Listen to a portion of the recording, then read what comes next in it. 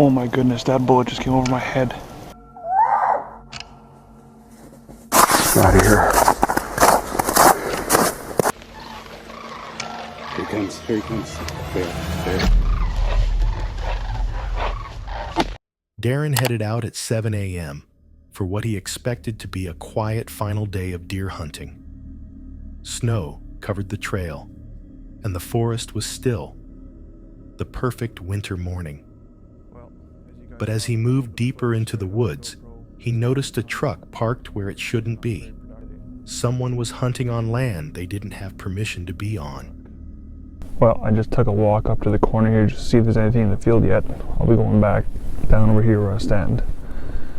But I get here, and wouldn't you know it, there's another person sitting right there in a truck with his cargo light on.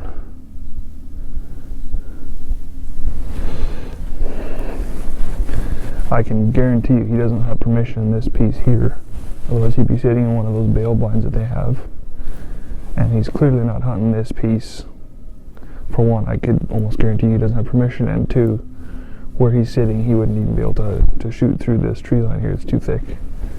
So, yeah, just another trespasser, poacher. Flipping road hunters. Getting under my skin, but, well, whatever. Hopefully the landowners here come find him and report him or something. Darren kept to himself and continued walking, determined not to let it ruin his day. When a deer bolted into the open, Darren stopped. And that's when he saw another hunter across the way. A man raising his rifle, aiming at the same deer.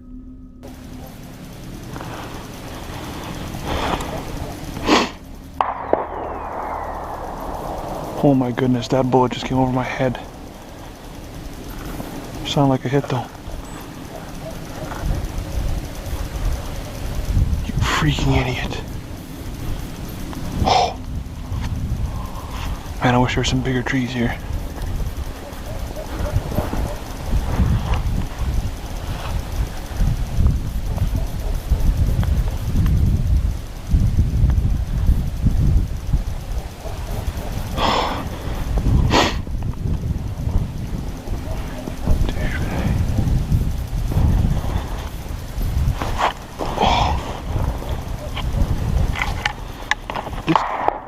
This guy's gonna frickin' kill me. He's shooting right towards me. Oh my goodness.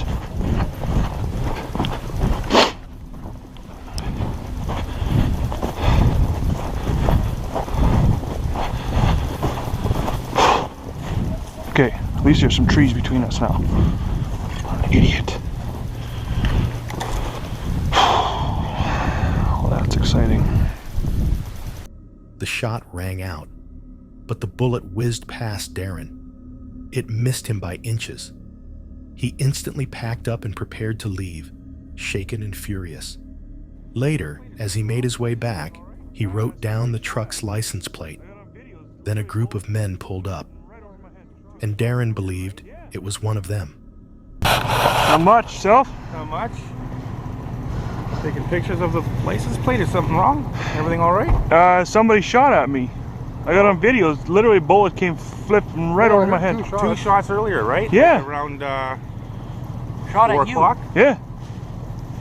Where Somebody were you? walking down the edge of Huggins Field here. Yeah, there was I a guy walking on the end of the trail here. So I was on the far side. Somebody walked down this side here, and freaking bullet. I seen a deer came out, and I seen the guy walking. I was like, oh, and sure enough, boom. You can. It's probably on video too. You can hear the bullet. No shit. Well, it wasn't us. We're over at No, the first shot wasn't hit because it half a mile later it was still way up in the air. It sounded like a hit. I know it sure sounded like it. Did it ever?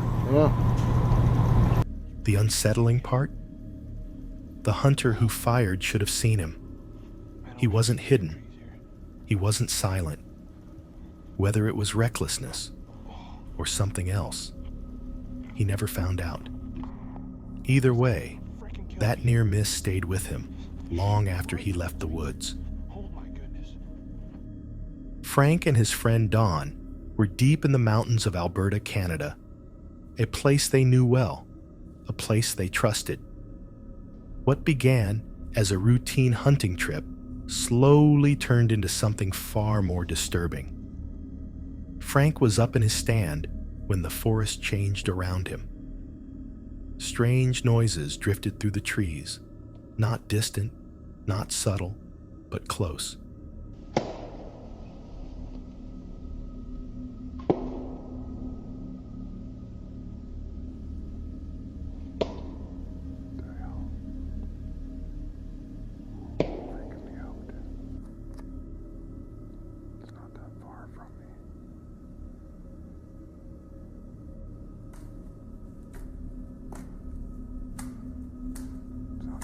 Hacking away at a tree.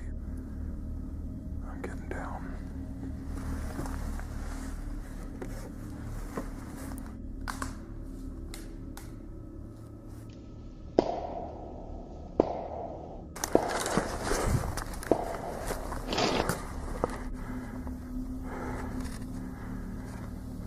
Sharp bangs echoed through the woods like something slamming against trees.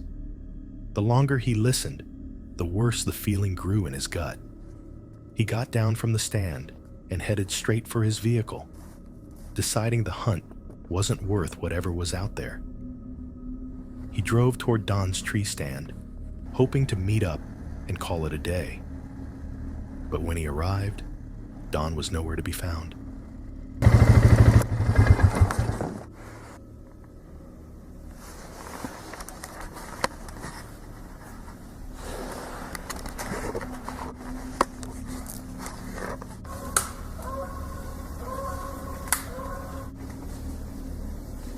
Dawn? Dawn?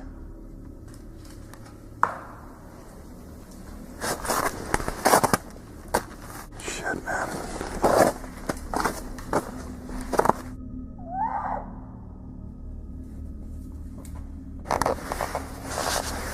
Just heard something again.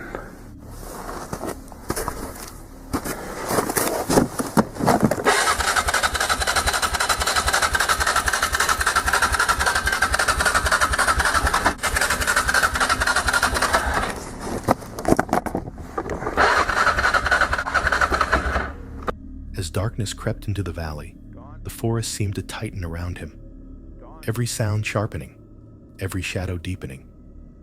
And then, the worst possible moment, his vehicle refused to start. Silence fell, broken only by sudden chilling screams echoing through the trees. With just his flashlight in hand, Frank stepped out, calling for Don.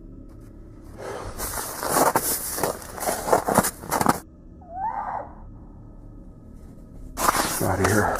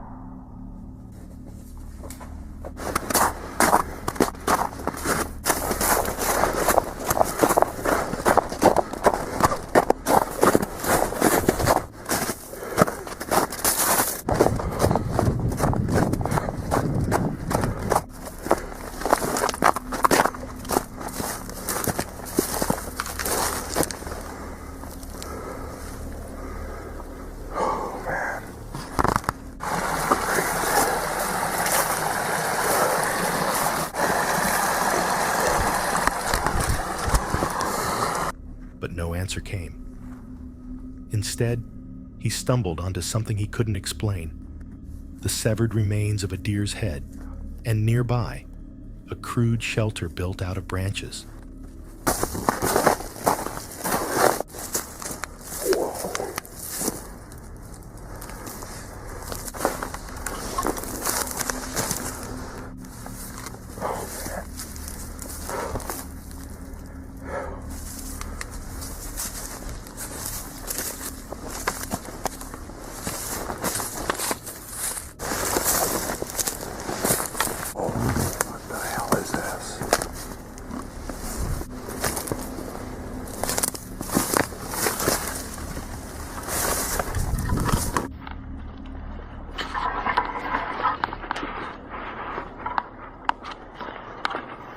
The wood was covered in long, coarse hair that didn't match any animal he knew. Whatever lived there wasn't far. Frank crouched within the trees, clutching his rifle. He fired warning shots into the dark, hoping to scare off whatever was stalking him. But it answered back with deep growls and guttural vocalizations. Nothing human, nothing familiar. And then it charged.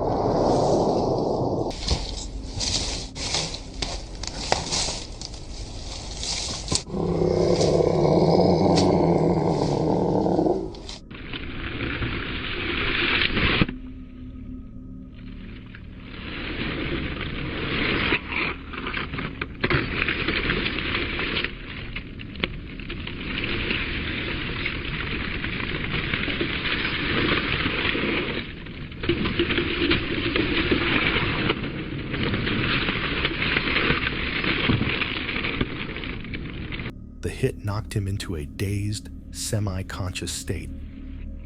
When he came to, he realized he had been dragged, pulled into a shelter littered with bones, pieces of animals arranged in ways that made his skin crawl.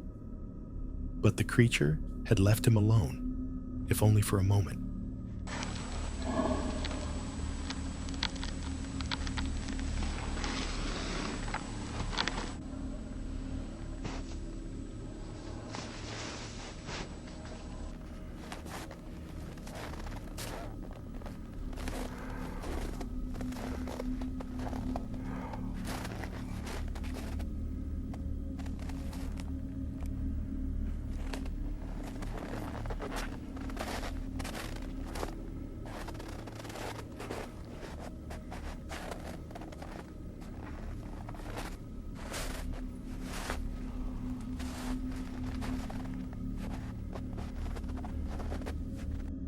With his flashlight shaking in his hand, Frank slipped out and fled through the trees until he reached the river where he and Don had started their day. What he found there was worse than silence: Don's backpack, but no sign of Don himself. As he searched, he discovered yet another shelter in the woods, another structure lined with bones and animal remains, and beside it, something massive, too large, too strange to be any known animal.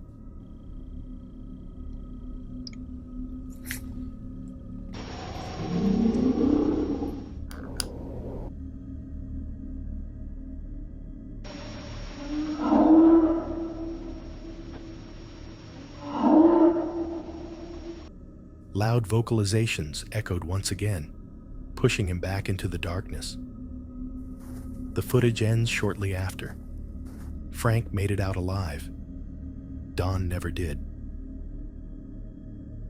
Thomas and his dad had been out in the Alaskan backcountry for nearly 10 days, hiking, camping, and hunting moose in the thick, rugged wilderness. Most of their days had been peaceful, but Alaska has a way of reminding you who's really in charge. As they moved through tall grass, rifles ready, they scanned for movement, always watching for predators. Out there, bears blend into the landscape until it's too late. And then, without warning, the grass exploded.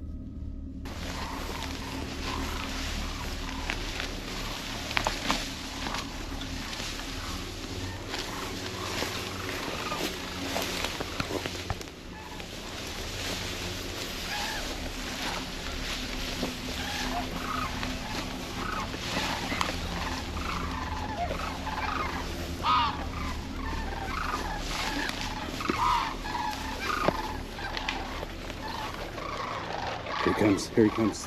Bear.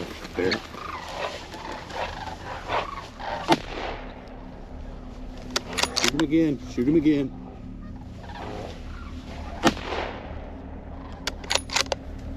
Son of a bitch. Holy shit.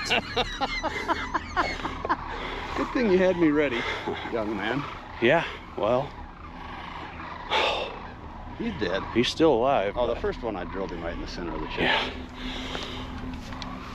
Woo! Oh, damn. How'd you like your bow for that one? Yeah, that would not have been cool. Nice shooting. Well, you gotta have your shit together. Pardon my language. That is a prime example of why when you pick a hunting partner, especially in Alaska, you pick someone who is very competent, both behind the rifle and calm. Because if you get somebody in a panic with something like that, especially like, we only got one bear gun with us. Yeah. And I didn't bring my 223. Well, and you notice on the way in, we're talking about being ready for that scenario, right? So coming on a kill in this tall grass, you had to be ready for that scenario. So the scope was already dialed down to 3. There's already one up the pipe. We're ready for this kind of a problem, right? And you hope not to have these kind of problems, but inevitably you do. Well, and the other thing I could say is you ought to have 2 rifles, because there's stories of this happening, guides and clients, and one gun goes click and doesn't go off for whatever reason. And in that situation, we'd have been in trouble. The bear charged toward them at full speed. Thomas and his dad had only seconds to react. Instinct kicked in. They fired, not out of confidence, but pure survival. The bear collapsed just feet from them. Shaken, they realized how fast things can shift in the wilderness. One moment you're hunting quietly, the next you're fighting for your life. A hunter sat quietly in his stand, tucked among the trees, waiting for movement. But instead of wildlife, he started hearing gunshots. Close. Too close.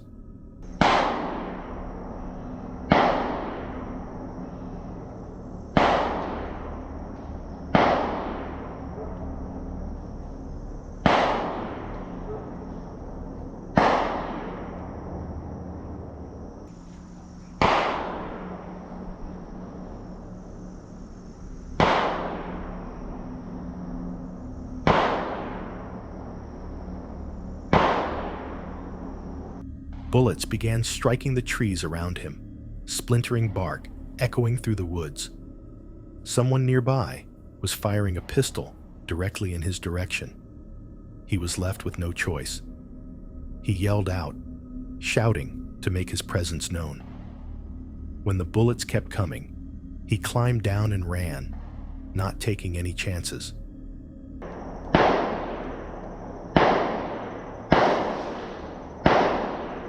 Hey! Don't shoot this way!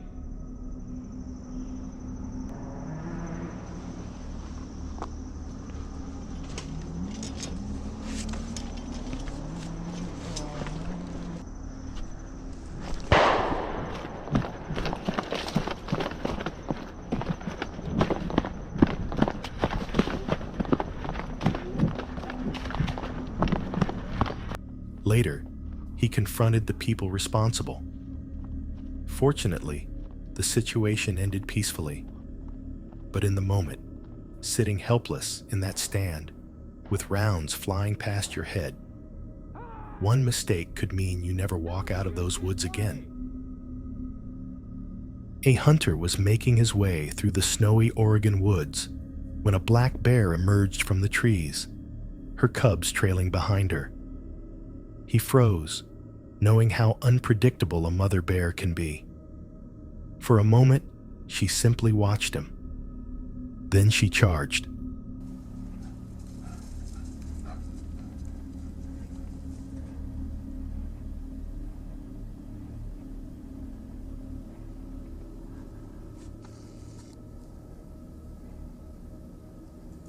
Get out of here. Get out of here. Hey! Hey! Hey! Hey! Hey! Hey! I'm gonna shoot you!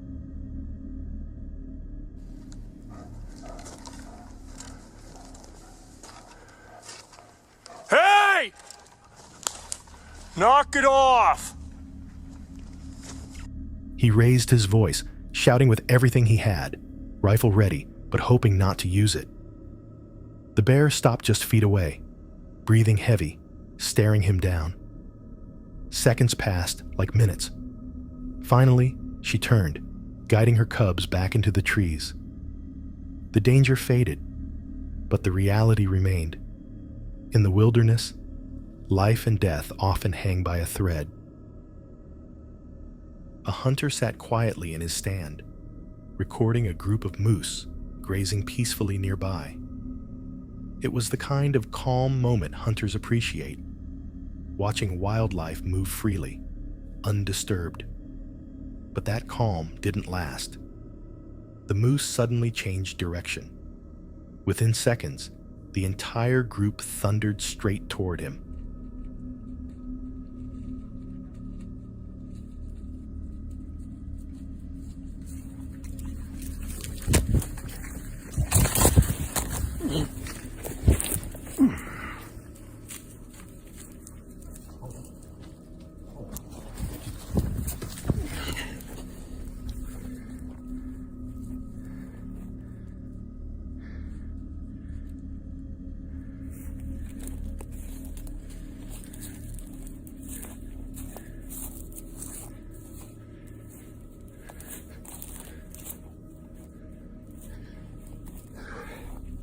At first, he thought they would veer away, but they didn't. With no time to think, he leapt onto the nearest tree, scrambling upward as the ground shook beneath him. The moose stampeded underneath his feet, missing him by only seconds. His quick reaction and that tree might have been the only things that saved his life. Without either, that encounter would have ended very differently.